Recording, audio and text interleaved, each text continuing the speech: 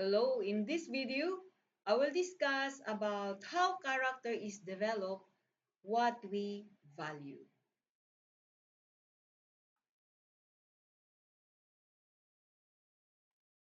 Okay, so in this topic, I will explain to you what is value or our values and the properties of values, then determine how values function in our lives, and make personal commitments to values and beliefs. A people who value its privileges above its principles soon loses both. So if a person value his privileges rather than the principles that is based from the manual of life, then later on you will lose both of that. That's according to Dwight Eisenhower. So the type of character that is ultimately produced in a person's life is determined by the nature of his belief and the focus of his conviction, both of which are expressed in his values. As we have discussed last time, that there are progression of character, and in the progression of character, the first step or the foundation is your belief. So many people today are confused about values, but your values comes from your conviction, and your conviction comes from your belief. So it is very important to know and understand saan galing yung belief mo. Saan ba galing? Pananaw ng iyong family members, ideas of your members, your friends, co-workers, or from your idols, or from your teachers, from your church. So those beliefs that you are holding on, whatever knowledge, whatever ideas, whatever you uh, believe it to be true, accept it to be true, becomes your part of your belief system. So it is very important to know whether what you believe is true or not. And the basis for that is the manual of life. That's why the basis for truth, what is right and what is wrong, is the manual of life.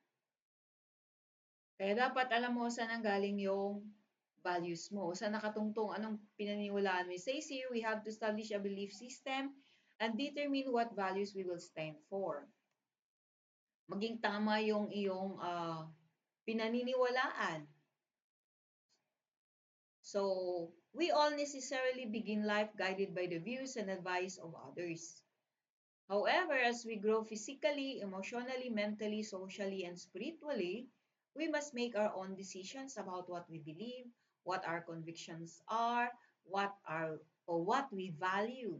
So if we don't, we will not be able to develop into leaders of character who are guided by internal motivations.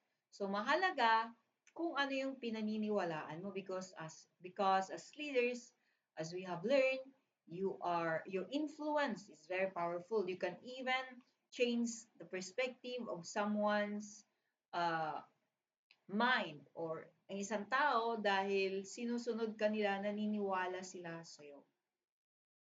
So what are values? Values are ideas, principles, and qualities on which you personally place high worth. What are those ideas and principles that you give importance, that you give high worth, or that you place high worth? We call that values. Or a value is a belief in something or someone that you esteem on which own merits. So yan yung tinatawag na values. They are belief in someone. For instance, or example, you may value the idea of giving to charitable aid to families whose wage earner has been laid off from work, or the principle of equal justice under law, or the quality of courage. So standards or ideas that determine your conduct or policy. Yan yung values. So, mahalaga ang values. The value you place on your diamond ring will both predict and affect your behavior toward it. So, kapag pinapahalagaan mo yan, syempre iingatan mo. Kapag ka hindi mahalaga sa'yo, syempre hindi mo siya iingatan. Pero kung alam mo yung value niyan, iingatan mo talaga. So, for example, para maingatan mo sarili, you must know how valuable you are. Then, if you understand how valuable you are, you're going to value yourself. So, values comes from your conviction. That's why it is very important to have the right belief. So, there are properties of values. So, mauna, values grow out of personal or corporate philosophy. So our beliefs and conviction are always the starting place for the development of our character, which is established through our values. So nauna yung belief mo, and then your conviction, and then your values. And then, ano yung pangalawang property ng values? Values are important than rules. If you have good values, kahit walang rules, maayos ka pa din. So, if an individual has strong positive values, he doesn't require a lot of external laws and rules to govern his life. Bakit? Kahit hindi mo siya i-monitor, kahit hindi mo siya bantayan, maayos yan siya. For example, lang mga estudyante, maayos yung kanilang values. Kahit walang proctor sa loob ng classroom, hindi yan mangungopia. Bakit? Kasi maayos yung kanilang values. Third, values can build others or tear them down. So it means your values can destroy or build you up depending on your belief. Your values are derived from positive and negative belief. They will be helpful or harmful to the one who holds them. So your values can build you up if you have belief that is aligned with the manual of life. But if it does not align with the manual of life, then it will destroy you. Next one, the number 4 property of values. Values are personal, but they are never private. It means your values is your personal preference. They are never private because when you decide, they will be affected. Many families, communities, and countries are being destroyed today as people's negative values are manifested in their ill treatment of others. For example, isang institution. Okay, for instance, if an individual doesn't place a high value in the institution of marriage, syempre, anong gagawin niya? Mangangalo niya siya. Then he will have the extramarital affair. By doing so, he can devastate the lives of those people around him, his spouse and his children. It was his decision privately, but the people around him are affected. Kaya values are personal but they are never private. Number 5, values outlive goals. What does it mean? So, your goals are temporary. Goals are temporary aims that leader has determined are necessary to enable him to reach a greater objective. But values, on the other hand, are timeless. So, yung values mo hindi nagbabago. Yung goal mo pwedeng mabago, pero yung values mo, hindi yan, nakafix yan. So, once a leader reaches a specific goal in the process of pursuing his vision, he can set other goals that align with his values. So, dapat nakabase lagi sa kanyang values. And number 6, property of values. Values send a message. Yung sinasabi nila, action speaks louder than words. Yung stated values communicate what you claim to stand for. So, makikita yung values mo sa mga action mo. Ano yung pinaniniwalaan mo, ano yung pinaninindigan mo. For example, by your words and actions, an individual can indicate to other people that he is open to engaging in unethical behavior. For example, as a result, someone who is looking for a partner in crime to participate with him is dishonorable conduct, such as lying or cheating, will feel comfortable in approaching him. So, kung ano yung pinaninindigan mo ay yun yung makikita sa'yo, magbibigay ng mensahe sa palibot mo. Kung ano ka, sino ka. Dahil sa yung values mo, pinapahalagaan mo, ito ang nagpapahiwatig, nagbibigay ng mensahe na nakikita ng ibang tao kung sino ka, anong values meron ka. Number 7, values attract similar values. Likewise, it is generally the case that people who hold particular values are drawn to other people who hold the same values. So, whatever values you have, it will attract similar values. So, kaya yung kaibigan mo, yung close friend mo, nagkaintindihan kayo kasi pareho kayo ng pinapahalagahan. Kaya kayo ay nagkaintindihan. So, excuse me. So applying this point to personal relationship, we know that friendship are forged among people who have similar interests and preferences.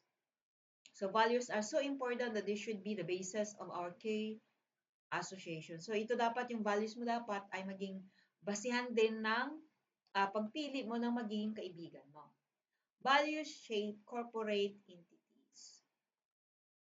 So the social norms and the environment of a corporate entity are established by the values of its leaders and the shared values of its members, creating a corporate culture.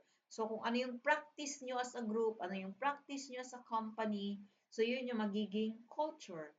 So kung ano yung values, yun yung magsishape, ano yung mahalaga sa leader, at yung shared values na pari-pariho kayo, yun magsishape sa inyong entity, so sa company na yan. And number 9, values manifest in corporate or public life. So, hindi mo pwedeng itago yung pinapahalagahan mo. So, a person's value will eventually be revealed by the way he conducts himself and the manner in which he treats others in the group of which he is part. For example, if one of his values is honoring the purposes and inherent gifts of other people, he will not gossip about others or try to undermine their success. Kasi alam mo na bawat tao ay mayroong inherent purpose, may inherent na give. So, for positive values to make difference in your life, ay ito yung mga sumusunod. Kasi yung properties ng values na itong sinabi ko is either good or bad. Pero gusto mong ma-develop yung positive values sa buhay mo. For positive values to make a difference in your life and leadership, you must progress through the following steps. First, identify your values. Saan nga nanggaling yung values mo? Doon sa conviction. Saan nanggaling yung conviction mo? Doon sa pinaniniwalaan mo. So, to identify your values, you must carefully think what is your belief system. So, writing down the ideas and behavior in which you place high worth will help you to identify and clarify them. Pero ito, bigyan ko kayo ng example. Para magkaroon ka ng tamang values at maging maayos, ang maging positive yung values na mayroon ka, una, ano bang pinaniniwalaan mo sa sarili mo? Yan. So, anong mahalaga sa'yo? So, first, in order for you to identify the right values that you have, you must identify what you believe about yourself. Ano bang pinaniniwalaan mo? So, it takes a thoughtful evaluation of your purpose, conviction, and vision for the future. So, ano ba yung purpose? Bakit ka nandito? So, remember yung ating binabasa na paulit-ulit, Genesis 1:26, you were born to dominate in the field of your expertise, to infiltrate the people, and to influence the people, infiltrate the system with biblical values, standard, moral, lifestyle, and culture. So, pag yun yung alam mo, pinaninindigan mo, ikaw ay mahalaga dahil mayroon kang mission na gagampanan na dinisinyo ka to excel in your field of expertise kasi nga i-influence mo yung mga tao dyan, infiltrate mo yung sistema nila, yung pamamahala nila, yung pamamaraan nila ng ano yung influence mo sa kanila with biblical standard, values, moral, lifestyle. So, kung naniniwala ka na ganon, ikaw ay mayroong galing, you will excel in the field of your expertise, then you will never compete or you never compare yourself to others. You will never become jealous to others. You will not become proud of yourself or whatever you have because you know that is for your purpose, hindi para sa sarili mo. At hindi ka rin magkakaroon ng tinatawag nilang crab mentality. Kasi alam mo na ikaw ay unique, mayroon kang tinatahak na sariling lane sa buhay. Ang iba mayroon din. So through that, you'll be able to identify your values. Ano yung mahalaga sa'yo?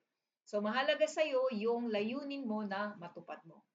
Hindi mo sinasabi na ikaw ang buhay ko. Pag wala ka, walang mangyayari sa buhay ko. Ibig sabihin, yung buhay mo hindi umiikot sa tao, kundi umiikot sa iyong purpose. So that is how to identify your values. Anong mahalaga sa'yo ay yung purpose mo. So, the moment you identify it, of course, you will believe on that.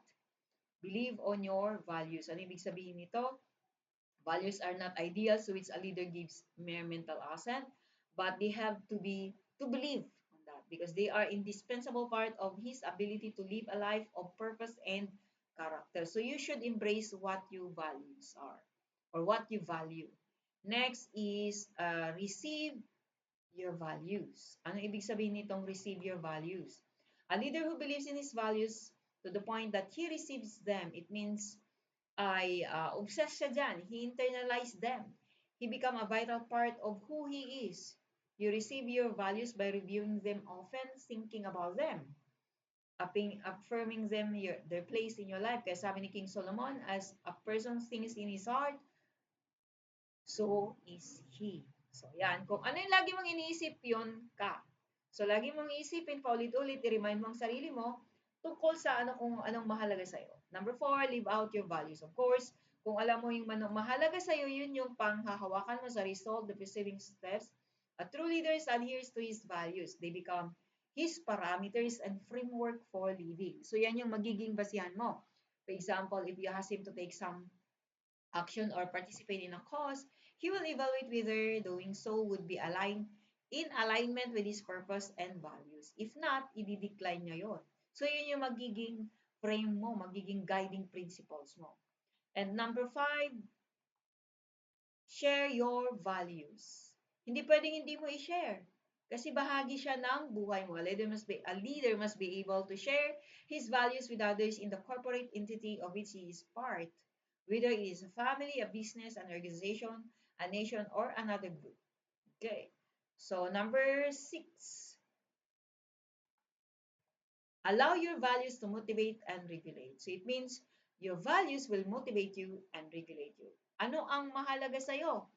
So, dahil mahalaga sa'yo ang iyong ang layunin, the purpose, the inherent purpose, may pinapahalagahan mo siya, therefore, iingatan mo yung katawan mo para magawa mo kung ano yung purpose mo.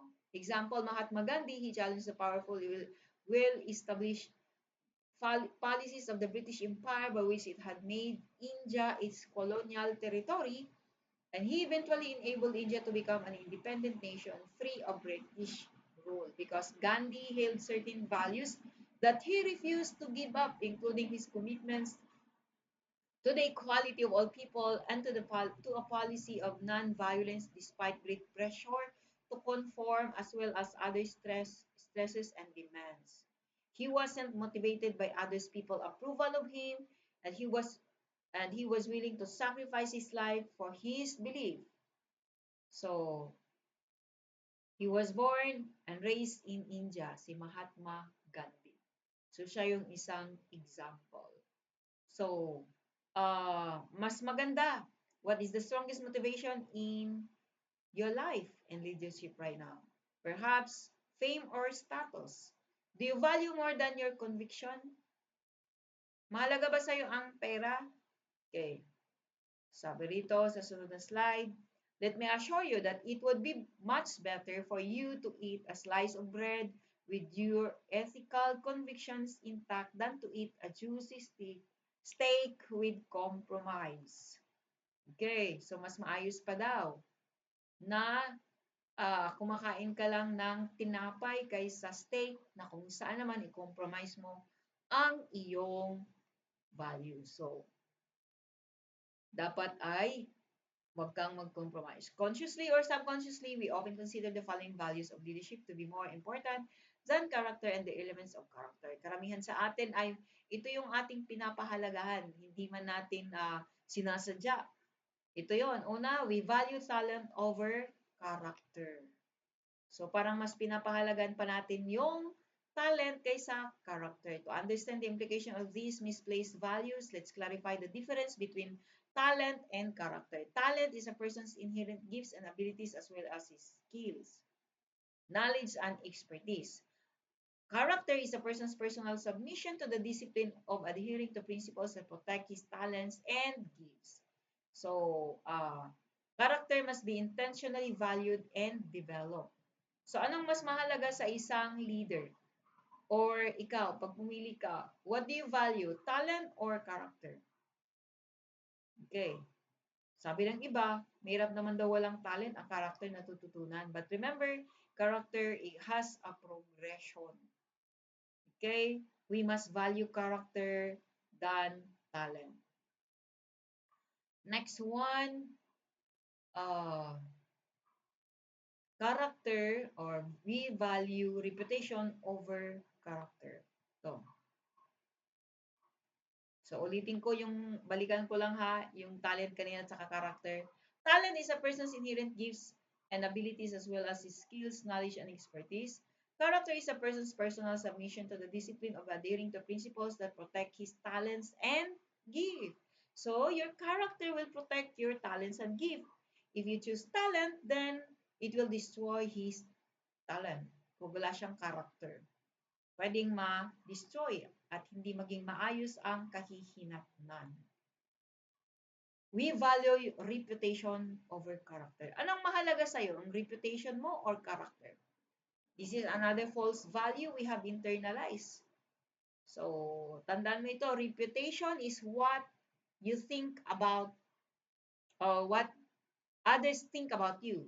Ulitin ko, anong difference ng character and reputation? Reputation is what others think about you. Character is the truth about you. Reputation is who you are in public. Character is who you are in private. Ayan. Ulitin ko, ano yung pagkakaiba ng dalawa? Reputation is what others think about you. Character is the truth about you. Reputation is who you are in public. Character is who you are in private. So, yun yung pagkakaiba. Number 3, mostly value. Okay, we value position more than character. Yung iba, tinatawag nila na kapit tuko. Kahit napatunayan na, sobra na, grabe na yung kanyang ginawa, dinideny niya pa rin. Ayan. Kasi ayaw niya mali sa kanyang position. So, a third flawed value we have accepted is that position is more important than character. Specifically or disposition. Pwede kang mapaalis kayo sa position mo because of your character. So, dapat ang ayusin mo ay ugali. It will start from the right belief system. Okay, so ito yung mga maling pinapahalagahan natin. Dapat mahalaga ang character kaysa talent, mahalaga ang character kaysa reputation, mahalaga ang character kaysa position. So reminders, we must remember that people are looking to us and putting their faith in us. For the sake of our leadership, let us endeavor to live responsible lives based on strong values. We can do this as we identify our values, believe, receive, live out, and share our values, and as we allow them to motivate and regulate our conduct and policies. So ulitin ko, mas mahalaga ang character kaysa talent, mas mahalaga ang character kaysa reputation o sa position. So the activity in this topic is that you write your belief about yourself. Kanina nagbigay ako ng example, di ba? If you believe that you are born to dominate in the field of your expertise, then you will develop a character, a lifestyle that values other. Kasi alam mo, lahat tayo pinanganak na mayroong kakayahan. So, what do you believe about yourself? And through that belief, what is the character that will be developed? Okay, unang tanong ko, what do you believe about yourself? Ano yung pinaniniwalaan mo tungkol sa sarili mo? Pangalawa, what is the character that will be developed based from what you believe about yourself? It's either good or bad. Okay, so that's all for this video. God bless everyone.